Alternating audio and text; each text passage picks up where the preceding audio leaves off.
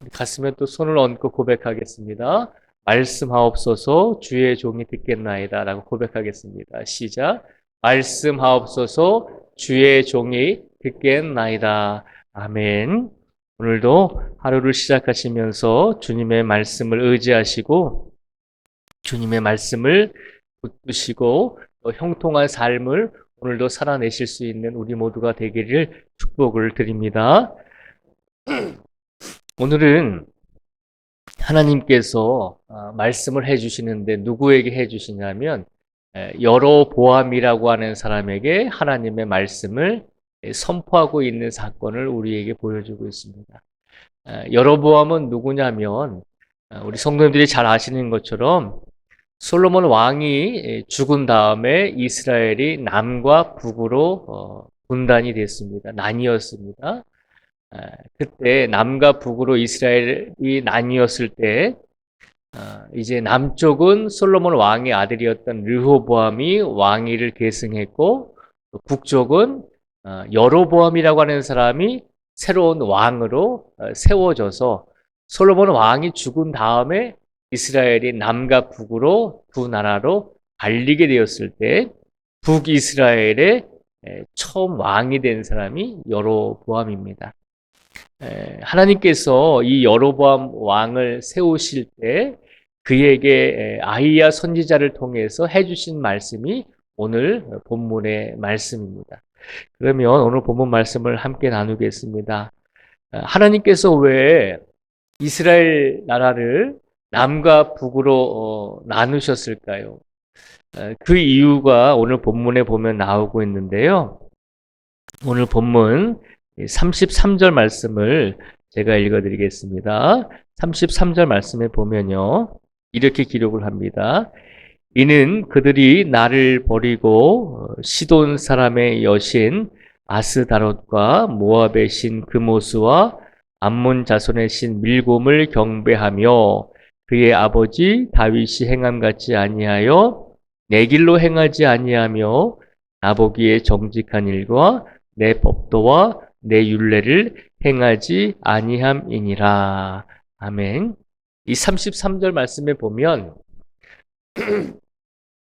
하나님께서 솔로몬이 죽은 다음에 이스라엘을 남과 북으로 왜 나누셨는지 그 이유를 말씀하고 있습니다. 33절 말씀에 보니까요.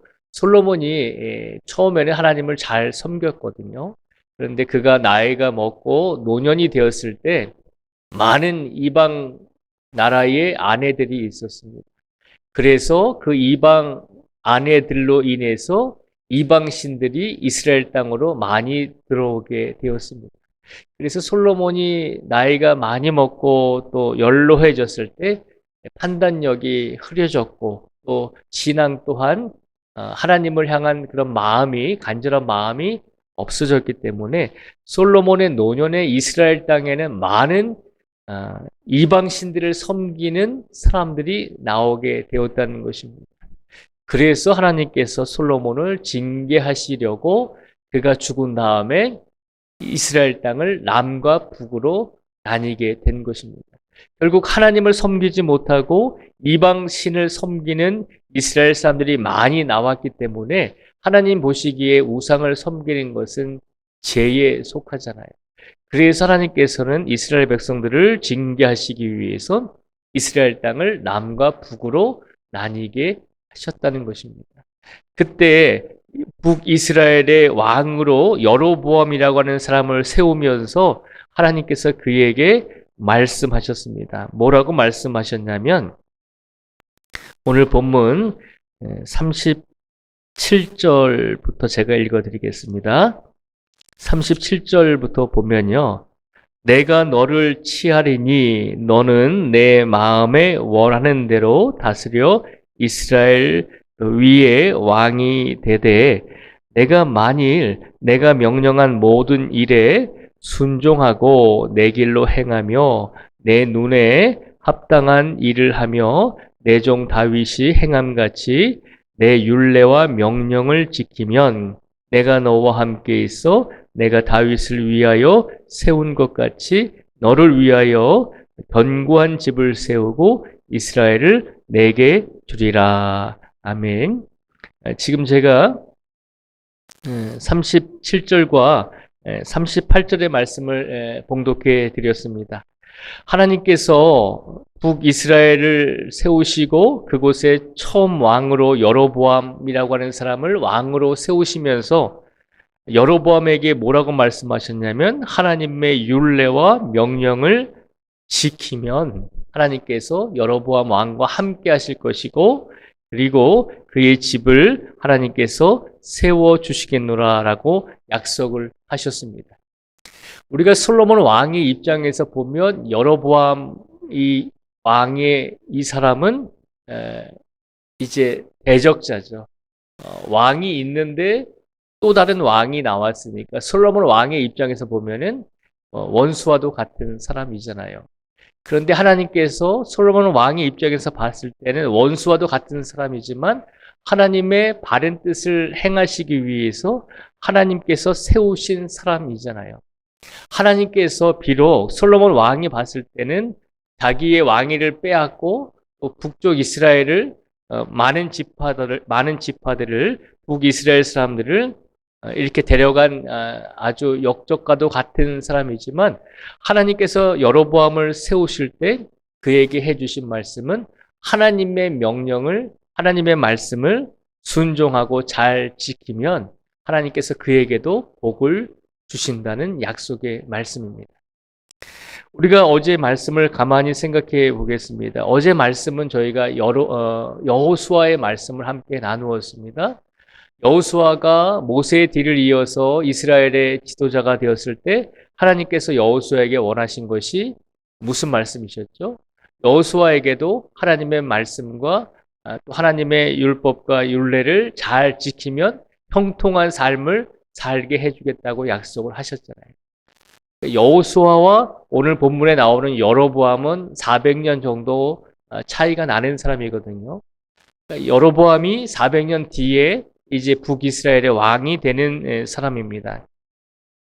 근데 어저께 말씀을 가만히 생각해 보면 400년 전에 여호수아에게 하나님께서 그를 세우시고 하나님의 지도자로 이스라엘의 지도자로 세우실 때 여호수아에게 또 하나님께서 말씀하신 내용과 그리고 400년의 시간이 지나서 오늘 북이스라엘의 초대 왕으로 세움을 받는 여로보암에게도 해주신 말씀이 똑같다는 거죠.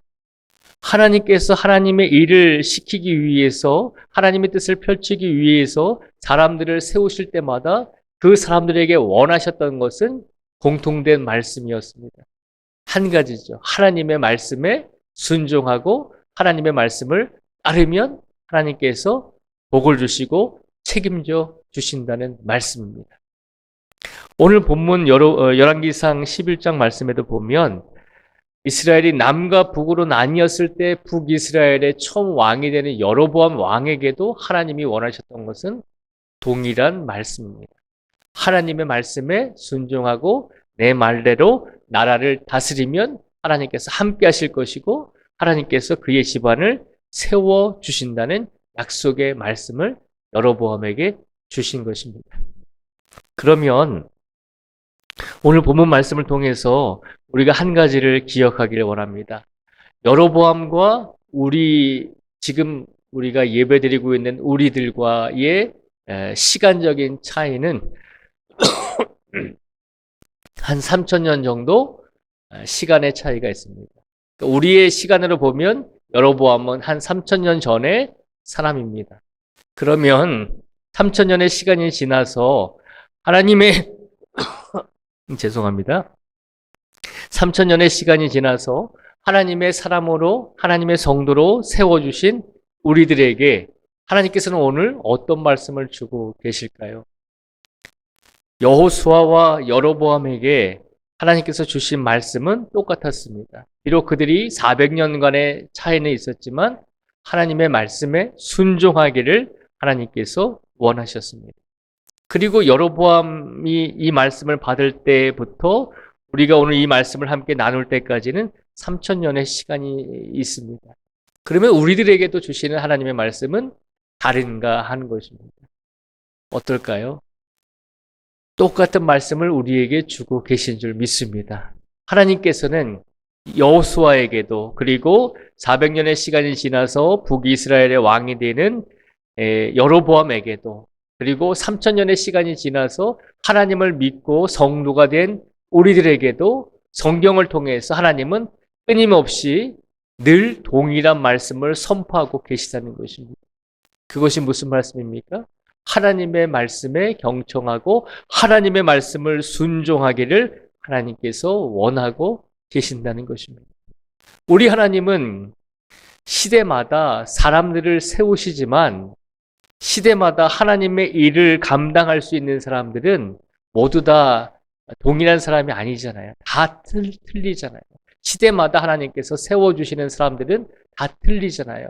그런데 시대마다 하나님께서 사람들을 세워주실 때마다 그들에게 주시는 하나님의 말씀은 동일한 말씀이다라고 하는 것을 기억하라는 것입니다. 하나님의 말씀을 지키고 하나님의 말씀을 순종하고 하나님의 말씀에 전적으로 따르고 살아가는 삶을 살기를 원하고 계신다는 것입니다.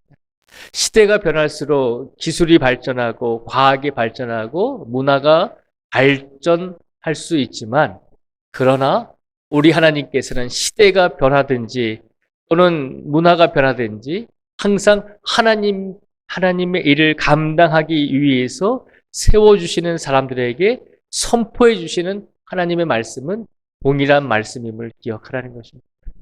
온전히 하나님의 말씀을 의지하고 온전히 하나님의 말씀에 순종하고 온전히 하나님의 말씀을 행하면서 살아가는 성도가 되라는 것입니다.